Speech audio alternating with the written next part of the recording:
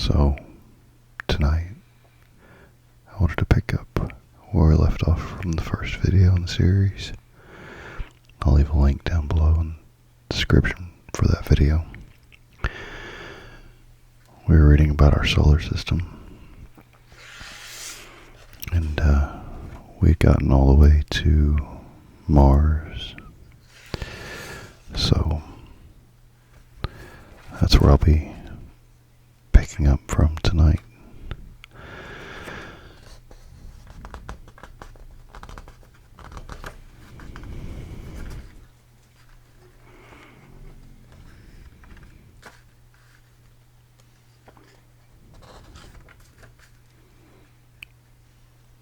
Everybody got to experience the eclipse in the Midwest here. Let me know what you guys thought about it. Pretty amazing. So, as I said, we got to Mars last night. We'll pick up right there. Mars, Mars, Mars, Mars, Mars. Mars is the fourth planet from the sun.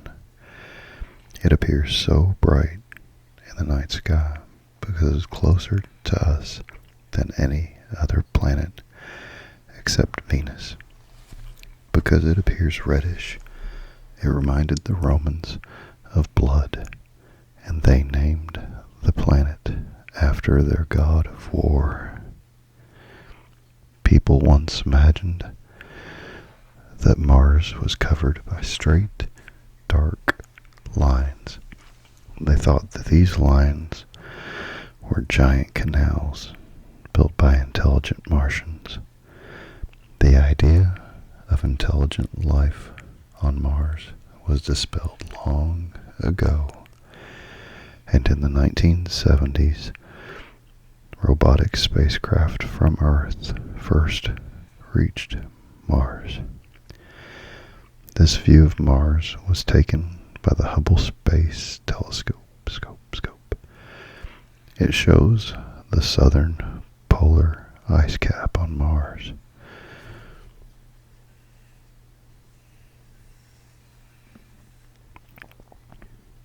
The Martian polar caps are composed mostly of frozen water, just like Earth's polar ice caps. But in winter, the poles get so cold that carbon dioxide freezes out of the atmosphere and makes the winter cap bigger.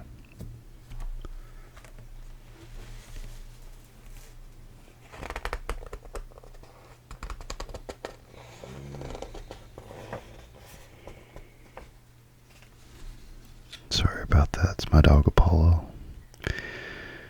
He likes to grunt and groan as he falls asleep.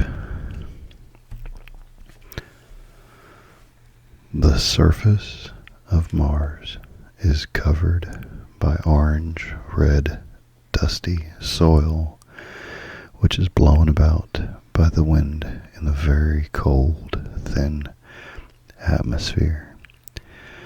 The orange-red color is due to the chemical compound in the soil and rocks millions of years ago. When Mars was a young planet, water flowed on the surface. Lots of water ice is buried just below the surface across Mars's northern hemisphere. In 2008, the Phoenix lander touched down near Mars's north pole. He used a scoop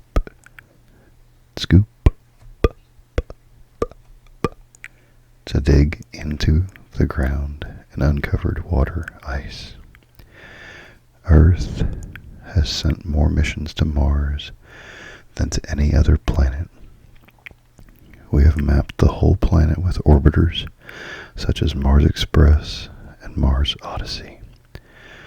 Rovers such as Spirit, Opportunity, and Curiosity have rolled across the surface, photographing and analyzing rocks, soil, and weather.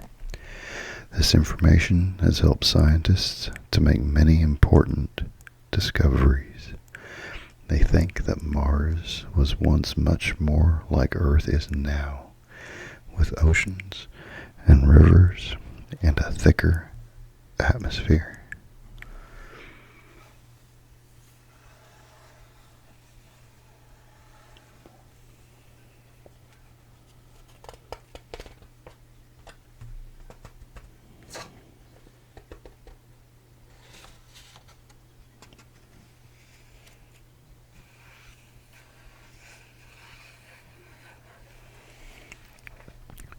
Jupiter is the giant planet of the solar system, more than 1.5 times as big as all the other planets put together.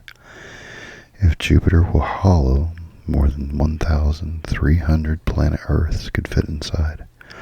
Jupiter is the 5th planet from the Sun and was named after the ruler of the Roman gods. Jupiter is a gas planet made up of hydrogen and helium, covered by constantly moving clouds hundreds of miles thick.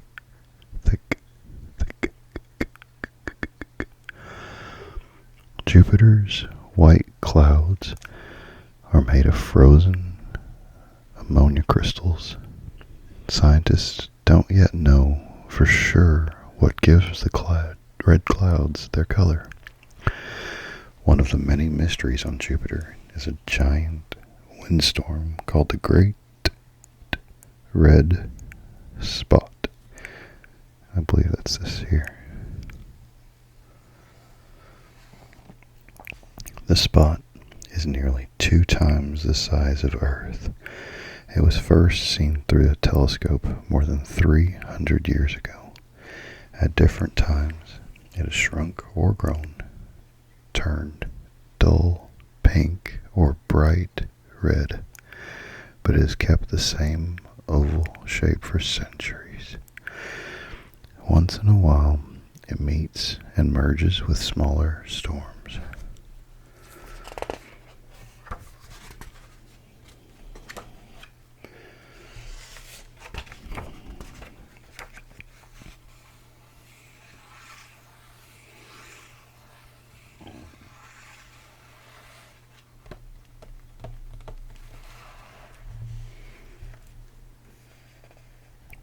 One of the Voyager spacecraft's most exciting discoveries was that Jupiter has rings circling the planet.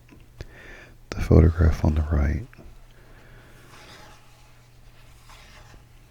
was taken by the Galileo spacecraft in 1996, and it shows Jupiter's rings. All the 4 giant outer planets, Jupiter, Saturn, Uranus, and Neptune, have rings. Jupiter is unlike Earth in many ways. The temperature at the cloud tops is very cold, more than 250 degrees below freezing. Its surface is an ocean of liquid hydrogen that may be 10,000 or more miles deep. At its center, Jupiter is very hot. The heat from below stirs up the liquid hydrogen and the cloud tops so that they rise and sink. Life as we know it could not exist on Jupiter. Jupiter and the other outer planets are strange and unfamiliar places that we have only begun to explore. Pretty fascinating. Jupiter has more known moons than any other planet in the solar system. Jupiter has 4 major moons and at least 63 minor ones. The 4 largest moons are named Io, Europa, Ganymede, and Callisto.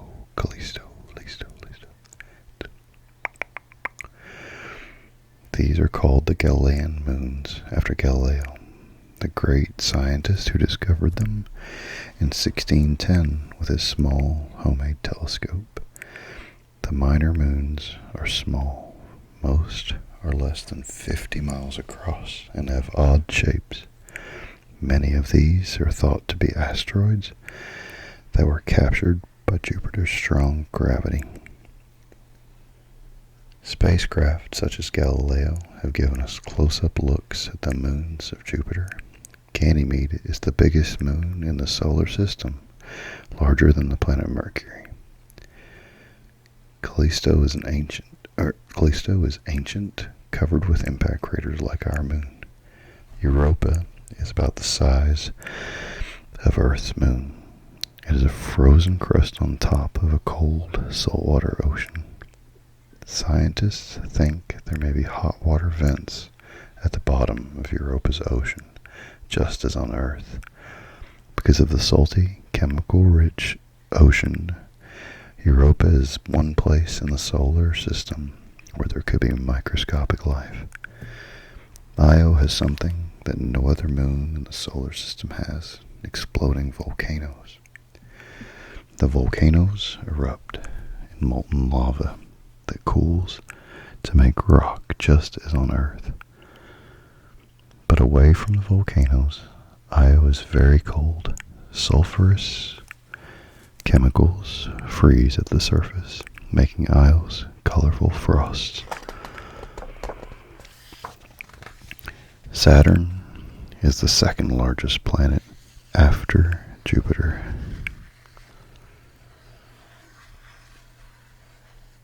If Saturn were hollow, about 750 planet Earths could fit inside.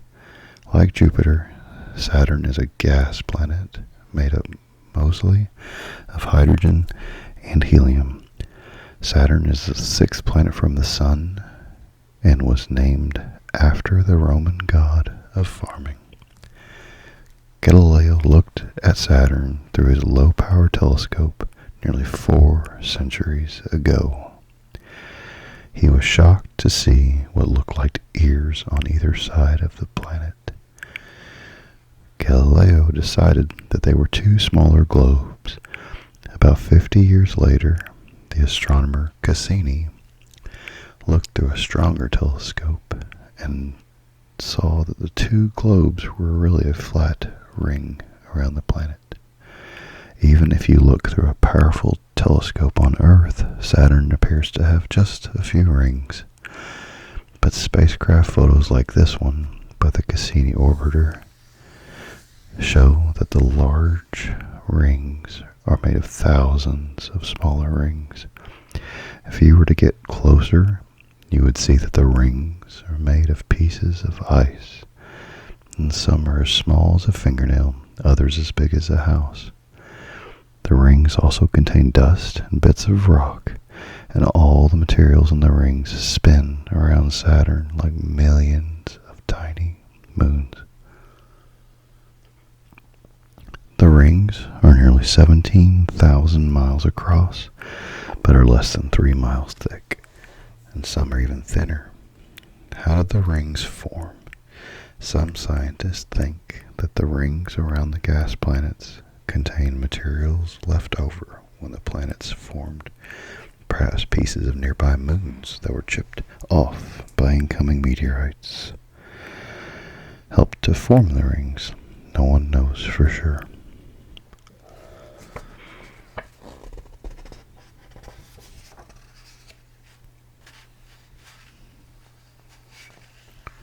Saturn has 1 large moon and 6 medium-sized moons among its 56 satellites.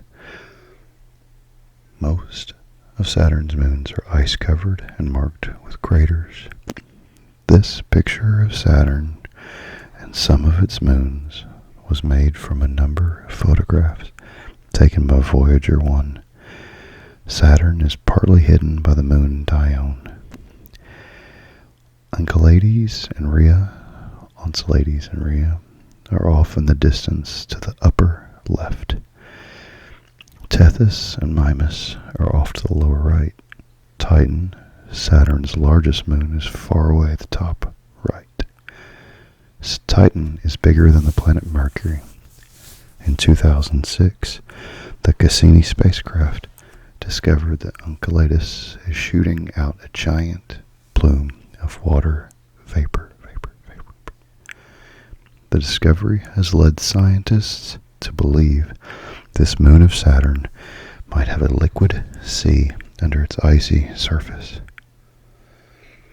Titan is the only moon in the solar system known to have an atmosphere. On January 14th, 2005, the European Space Agency's Huygens probe reached the upper layer of Titan's atmosphere and landed on the surface after a parachute descent of 2 hours and 28 minutes. The probe found that Titan has river valleys that look like Earth's, except Titan's rivers contain liquid methane, not water.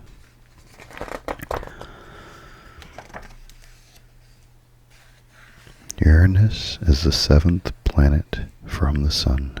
Years after its discovery by William Herschel through a telescope in 1781, the planet was named Uranus after the Greek god of heaven and ruler of the world.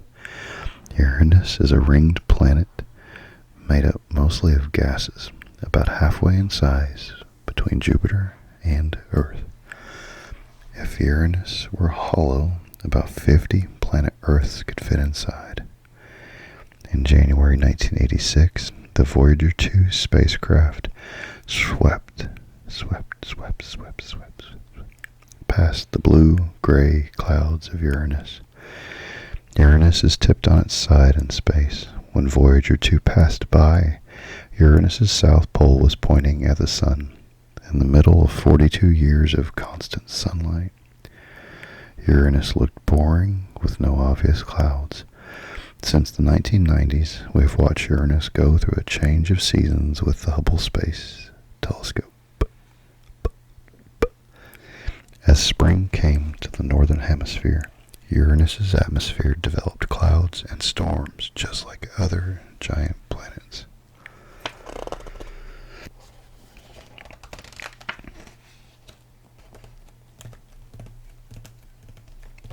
Uranus has 5 large moons and at least 22 smaller ones.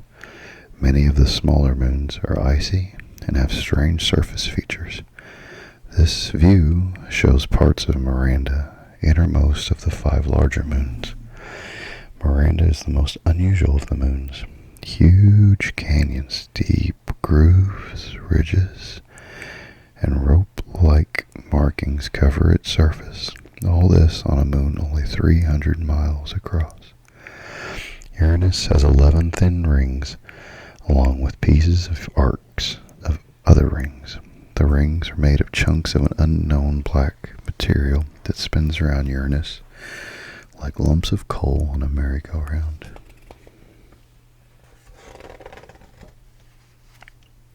Neptune is too far from Earth to be seen without a telescope.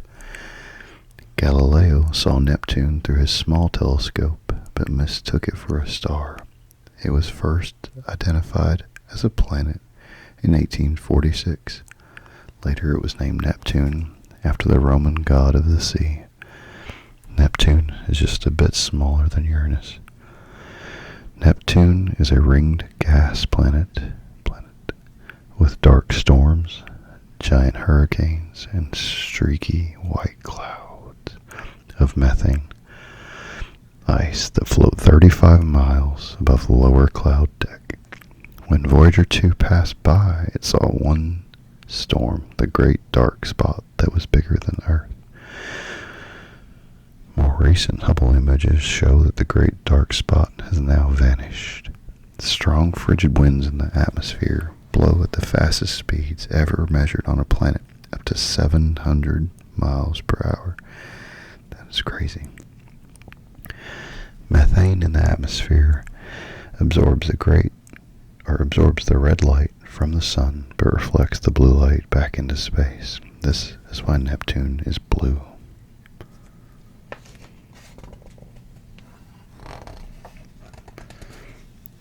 "12 years and more than 2.8 billion miles after leaving Earth, Voyager 2 whizzed past Neptune on August 25th, 1989, and headed on its way out of the solar system.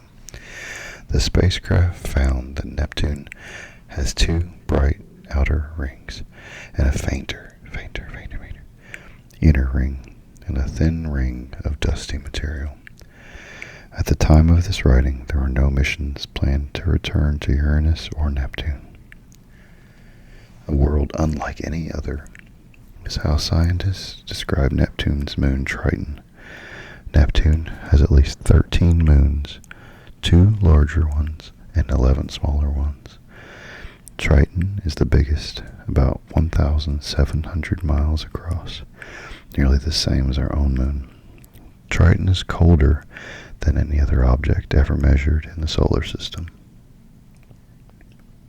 Large parts of the satellite look like the rind of an orange, with gigantic cracks running across the surface. Triton has a strange orbit, backward compared to the direction in which Neptune rotates.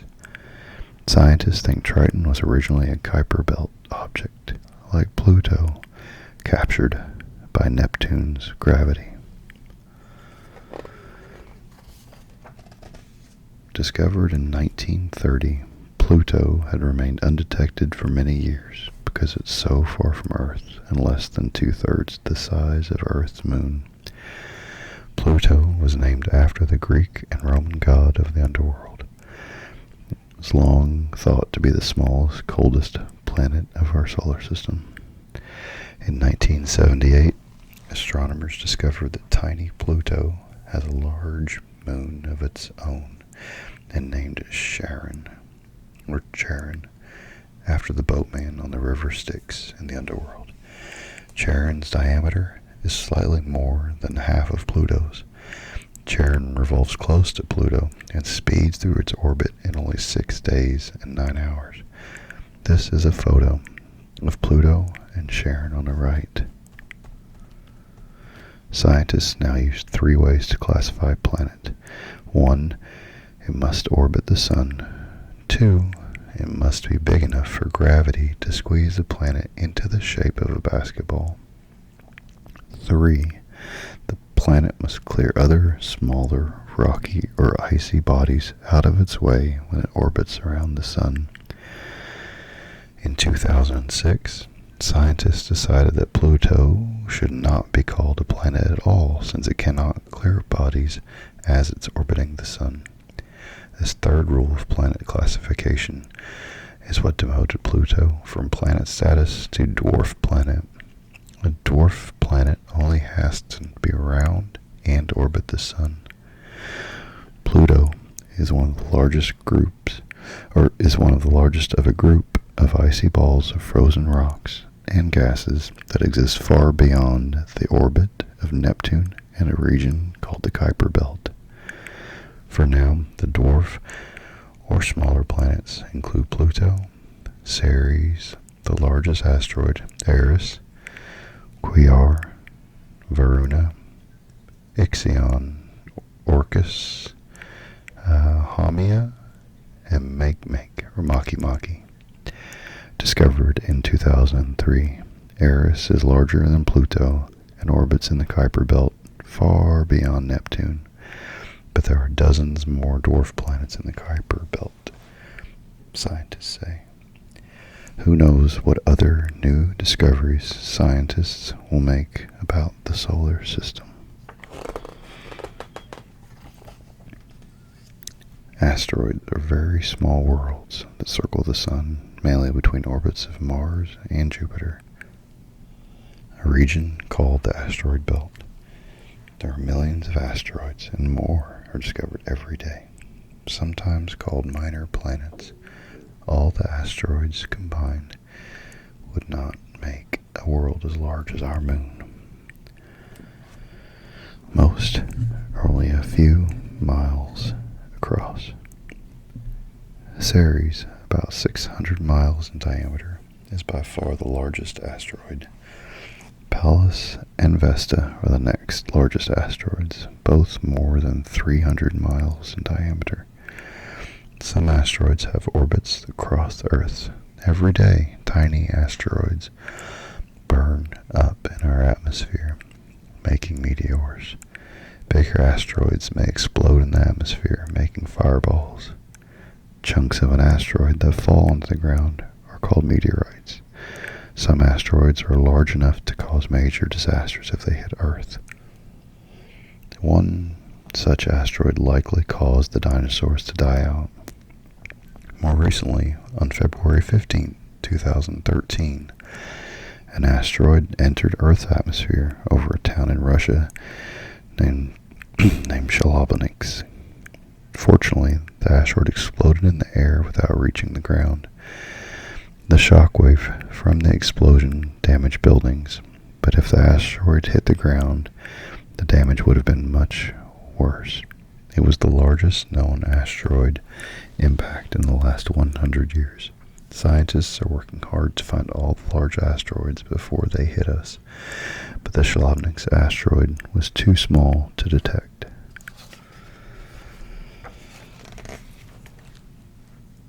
Comets orbit the sun, but they're quite unlike planets. When a comet approaches Earth, it may look spectacular with a long, glowing tail stretching far across the sky. But comets don't always look like that. When a comet sweeps in toward the sun, it begins to change. The pressure of sunlight and streams of particles from the sun sweep dust off the comet's surface and evaporate some of the ice. The dust and gas begin to glow and form first a halo called the coma, and then the tail, which may stretch for millions of miles. Around a dozen new comets are discovered each year. Most come from the region of icy objects in the Kuiper Belt. Other comets, called long-period comets, arrive from an even more distant region in space called the Oort cloud. These comets can take as long as 30 million years to complete one trip around the sun. Far from the sun, a comet is just a dirty snowball, frozen ball of ice a few miles wide, covered by a layer of black dust. Our bodies are made up from some of the same atoms that formed the sun and the stars and created the planets, moons, asteroids, comets, and meteoroids. We are all part of the universe.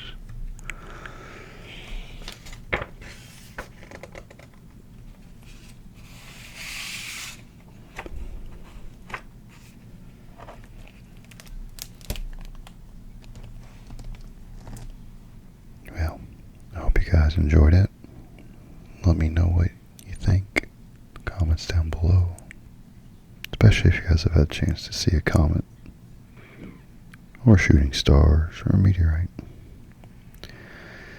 Good night. Sleep tight.